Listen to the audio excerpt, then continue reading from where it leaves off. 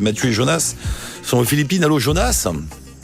Oui, allô. Oui, bonjour Jonas, bienvenue dans l'émission. Salut à tous. Vous êtes où aux Philippines ? À Manille ? Alors là, on est aux Philippines, on est à Manille, là. D'accord. Et c'est la première étape de votre voyage, hein ? C'est la première étape de notre voyage, jusqu'à fin décembre. Après, c'est l'Inde et le Sénégal pendant 3 mois aussi. À la recherche d'entrepreneurs sociaux, si je me souviens bien.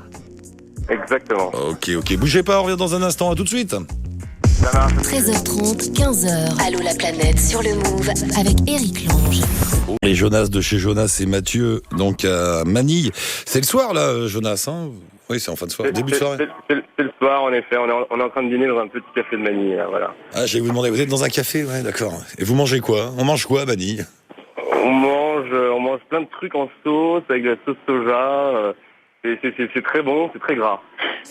On sait pas trop ce que c'est, mais c'est rempli, c'est bien. Ouais, voilà, ça va plus beaucoup de riz, hein, quand même. Hein. Voilà. C'est comment Manille ? C'est énorme, non ? Je connais pas du tout. Moi. Manille, c'est en effet immense. C'est pas très beau. C'est quand même pas très beau. Les Philippines, c'est un pays magnifique, mais Manille, c'est quand même pas très beau et c'est très très embouteillé surtout. Donc voilà, à chaque fois qu'on a un petit rendez-vous pour notre mission, il faut compter 2 heures aller, 2 heures retour dans des jeepneys qui sont c'est le moyen de transport local, c'est des anciennes voitures américaines, des jeeps américains et c'est le taxi local. C'est pas cher du tout, c'est bondé, c'est assez marrant. D'accord. Et quand tu dis que vous êtes déjà baladé en dehors de Manille, vous avez pu voyager un peu, non ? On s'est un petit peu baladé, voilà, là en fait on est dans une ONG qui a construit pas loin de 3000 villages aux Philippines, pour accueillant des anciens squatteurs de bidonvilles. Du coup on a quand même déjà visité quelques villages, notamment un qui est à 1h30 au nord de Manille, et qui est leur village le plus développé en matière d'entrepreneuriat social, parce que c'est un peu nous intéresse dans notre projet. Donc c'est un village qui a incubé, qui a accueilli de nombreuses entreprises sociales qui créent de l'emploi et de l'activité dans les communautés de cette ONG. Un village. Attends, on va revenir sur le village. Juste où il rappelle le projet. Ouais. Donc oui, l'idée c'est d'aller dans 4-5 pays. Hein. Il y a les Philippines, l'Inde, le Sénégal. Le projet, c'est d'aller dans 3 pays, de travailler à chaque fois avec des entrepreneurs sociaux ou des ONG et de développer des partenariats avec des grandes entreprises françaises pour aider, accompagner des entrepreneurs sociaux dans ces pays. Des Donc partenariats là, en fait, c'est-à-dire des partenariats avec des entreprises françaises, c'est-à-dire de mettre... Voilà, des partenariats. Par exemple, là, aux Philippines, on travaille sur l'accès à l'énergie. Ouais. Donc, on travaille avec des entreprises spécialisées dans ce domaine-là qui pourraient proposer leurs solutions, accompagner les entrepreneurs sociaux en termes de mécénat de compétences et éventuellement investir dedans aussi. Qu'est-ce que vous faites tous les deux ? Vous avez fait une école de commerce, c'est ça ? Ouais, on est à l'ESCP Europe à Paris. On est en année de saisie, voilà. Donc, il nous reste une année d'études à la fin. Ah d'accord, là vous coupez par ce voyage. Ouais, voilà, on coupe. En fait, on a déjà fait 2 années d'études dans cette école, une année de stage, et puis là on fait une année de projet. Okay. On a cette chance de pouvoir faire ça, et puis on terminera ensuite par une dernière année d'études. Voilà. Je sais pas si c'est un effet de mode ou si c'est l'émission qui les attire, mais vous êtes de plus en plus nombreux avoir un peu ton profil, tu vois, avoir fait des écoles de commerce où normalement on vous apprend à gagner plein d'argent. Et puis là, vous êtes de plus en plus nombreux à faire des écoles de commerce et à sortir et à vous pencher sur ces histoires de partenariat social, d'entrepreneuriat social. Non, c'est vrai que l'entrepreneuriat social, c'est un sujet qui se développe pas mal dans les écoles de commerce. Ouais. Donc, et puis on a pas mal d'opportunités aussi de pouvoir couper notre scolarité de 6 mois ou 1 an pour avoir des projets. Donc c'est vrai qu'il y a de plus en plus de projets de tour du monde à la rencontre d'entrepreneurs sociaux ou d'accompagnement d'entrepreneurs sociaux. Mais ça veut dire quoi ? Ça veut dire que vous avez des visions éthiques de tout à coup ? Vous avez des... Nous, on aimerait en effet travailler dans ce secteur-là, l'entrepreneuriat social. Donc, soit dans les grandes entreprises, dans leur département social business. Donc, par exemple, Danone, c'est celle qui est connue dans ce domaine-là. Schneider Electric aussi. Ou alors travailler plus dans les startups qui ont un business model un business model économique, mais dont l'objectif principal, c'est de répondre à un problème de société. On se demandait ça l'autre jour aussi dans l'émission, c'est est-ce que ça peut vivre... est-ce que ça va avoir du succès à grande échelle, cette histoire d'entrepreneuriat social?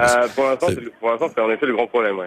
C'est que il y a de plus en plus d'initiatives, mais de succès à grande échelle, il y en a très peu. Et je profite pour faire de la pub justement à une entreprise sociale aux Philippines qui travaille avec Gawad Kalinga, qui s'appelle Human Nature, et qui est une entreprise sociale qui a réussi à se développer à grande échelle, qui fait des cosmétiques bio, et tous les salariés, sont traités de manière éthique, et les matières premières sont achetées dans les coopératives de l'ONG, donc sur un modèle de fair trade, d'inclusion économique. Et cette entreprise a été créée en 2008 et aujourd'hui c'est les leaders sur son marché dans les cosmétiques bio. Aujourd'hui, elle a 10 millions de chiffres d'affaires. Donc c'est un des rares exemples qui a réussi à passer à l'échelle, mais c'est vrai qu'il y en a très peu. Parce que qu'est-ce qui bloque sinon quand la petite entreprise, parce que localement on comprend bien et l'intérêt et la faisabilité de la chose. Après quand on veut passer à une échelle supérieure, qu'est-ce qui bloque? C'est quoi? C'est que l'argent arrive? Il y a un problème pour trouver des financements puisque c'est vraiment un secteur hybride. Donc ces entreprises ne cherchent pas des philanthropes. Mais les banques classiques ou les acteurs classiques ne comprennent pas non plus très bien le positionnement de l'entreprise. Donc il y a un problème de financement et puis parfois il y a aussi un problème de langage quand ce sont des gens qui sont issus du secteur des ONG. Parler de business économique à grande échelle, ça pose problème et puis voilà, puis les gens issus du monde purement commerce, école de commerce. Quand ils disent qu'ils vont travailler dans l'entrepreneuriat social, les gens pensent que c'est que de la com, quoi. Donc, il y a beaucoup de défiance, je pense. Et alors là, pour entrer dans le concret, vite fait, c'est des histoires de village, c'est quoi? C'est des transformations de bidonvilles en logements décents avec... C'est une ONG qui s'implante à proximité de bidonvilles ou de zones très pauvres rurales et qui construit en effet des villages constitués d'une 60aine de maisons où ce sont les futurs villageois qui construisent leurs propres maisons avec l'assistance de l'ONG qui apporte le matériel et certaines compétences pour construire la maison. D'accord. Donc les villageois construisent leurs propres maisons et en échange des murs qui leur sont offerts doivent s'engager à travailler un certain nombre d'heures par semaine pour le développement de la communauté des infrastructures. D'accord. Et il me semble que ça se développe comme ça beaucoup à l'étranger, mais pas en France, pas en Europe. Pourquoi? Ça correspond à une demande dans des pays émergents, des choses comme ça ou... Je sais pas trop pourquoi effectivement c'est pour l'instant en effet quelque chose qui pourrait être envisagé aussi dans les pays développés. Mais je pense qu'effectivement c'est aussi l'enjeu et l'enjeu de notre voyage aussi, c'est de voir ce qui marche en matière d'entrepreneuriat social, d'initiatives comme celle-ci qui pourraient être répliquées, réadaptées et puis utilisées dans nos pays là. Voilà. C'est à reverse innovation, comme on l'appelle, et c'est ce qui nous intéresse aussi beaucoup puisque il y a beaucoup d'initiatives qui viennent de ces pays-là et qui pourraient également être réutilisées dans nos pays où la pauvreté est aussi importante. Sinon, au niveau voyage pur, c'est bien, vous êtes content, ça se passe bien, la balade est agréable, parce que vous travaillez beaucoup, c'est ça? Pour l'instant, on bosse pas mal, en effet. On n'a pas fait beaucoup de tourisme. On va partir demain à la visite d'un volcan à côté de Manille, donc on va commencer à bouger un petit peu, mais voilà, moi j'étais parti aux Philippines il y a 2 ans, donc je sais que c'est un pays génial, j'espère qu'on aura quand même un peu le temps d'en profiter un peu. On avait un auditeur, Anka, qui a ouvert une sandwicherie française à Manille. Faudrait qu'on retrouve ses coordonnées. Oui, ils étaient partis. On est en manque de pain ici, en plus. Mais il faut oublier ça. Parce que après, vous allez en Inde, donc entre les Philippines, l'Inde, tout ça, vous n'avez pas mangé beaucoup de pain. C'est très bien. On va retrouver les coordonnées de cet auditeur. Ils avaient monté ça, une sandwicherie à la française avec des baguettes, du clacos et tout. j'espère que ça fonctionne sur un modèle d'entrepreneuriat social. Là. Je sais plus. Oui, je crois. Enfin, en tout cas, c'était pas un gros méchant, en tout cas. Il était avec un copain, il montait une sandwicherie, ils n'allaient pas faire grand malheur. Il est gentil avec plaisir, alors.